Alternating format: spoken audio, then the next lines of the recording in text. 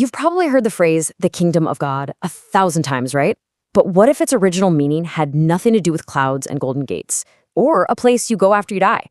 What if it was about something you could tap into right here, right now? Well, in this explainer, we're going to dig into how this ancient concept might actually be a radical call for inner transformation. So, let's dive in. So, when you hear that word, kingdom, what image pops into your head? Seriously. For most of us, it's probably castles, thrones, armies, borders on a map. You know, a physical realm with a powerful ruler. And yeah, in the historical context where this phrase first appeared, a lot of people were hoping for exactly that, a mighty king to come and build a new nation. But to really get what we're about to explore, we kind of have to set that entire image aside for a bit. And here's where it all gets flipped on its head. On one side, you've got the worldly kingdom we all recognize. It's all about external power, rules, and control. But on the other side, you have a kingdom defined by things you can't see or measure. Things like your motivations, your attitudes, your capacity for humility and mercy. This isn't just a different kind of kingdom, it's a complete reversal of what we usually think of as power. So, okay, if it's not a physical place, what in the world is it? Well, the central idea we get from the source material is that the kingdom of God is an internal reality. It's not some destination you travel to, but a state of being you actually cultivate right inside yourself.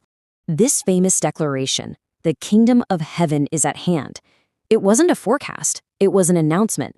Think of it less like a new country is coming soon, and more like a new operating system for your life is available for download right now. It was a call to radically change how you think, how you feel, and how you live, starting this very moment. And the core of this new operating system is something called inner righteousness. It's the difference between, say, not stealing because you're afraid an alarm will go off, and not stealing because you genuinely respect other people and their property. It's a huge shift from focusing on what you do to the deep down why you're doing it. Your heart's attitude, that becomes the ultimate law. Okay, so if this is an air kingdom, what are its laws? I mean, every kingdom has rules. But the rules of this kingdom, they aren't some legal code you have to memorize. They're a set of radical ethics that turn worldly values completely upside down. The Beatitudes are kind of like the Constitution for this new reality. And just look at who gets called blessed, who's said to be thriving here. It's not the rich or the powerful or the aggressive. It's the humble, the merciful, the peacemakers. This isn't just a new list of rules. It's a total redefinition of what strength and success even mean. And then there's this. This one idea is maybe the most challenging and revolutionary of them all. And it's not about just tolerating people you don't like. It's an active command to extend genuine goodwill, even to people who wish you harm. This is the ultimate expression of that inner righteousness we were just talking about. So, who was this incredibly radical message for?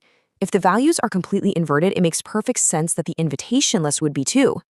The intended citizens of this kingdom, well, they were not the people anyone would have expected. The focus wasn't on converting the wealthy, the well-connected, or the religious elite.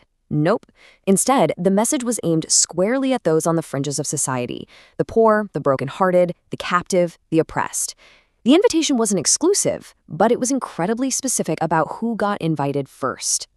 Drawing from a reference to the prophet Isaiah, we can actually see the kingdom's official mission statement. And look at this to-do list. It's an agenda that is laser-focused on justice, healing, and liberation. The priorities aren't about accumulating wealth or territory. They're about extending compassion and restoration to the people who need it most. Okay, let's bring all these threads together now. We started with this common image of a physical kingdom, with thrones and land, and we've journeyed to something else entirely, something far more personal and, you could argue, far more powerful. And this is the core takeaway. The kingdom isn't some future reward you get for a life well lived. It's a present transformation. It's not about changing your physical location. It's about rewiring your heart and your mind. It's a quiet, internal revolution of your values, your ethics, and your priorities. And that leaves us with one last question to think about. If this kingdom is built on mercy, on peace, and on love for others, even our enemies, what would it actually look like to make those principles the ruling authority in our own lives, starting today? What would change? Thanks for joining me for this one.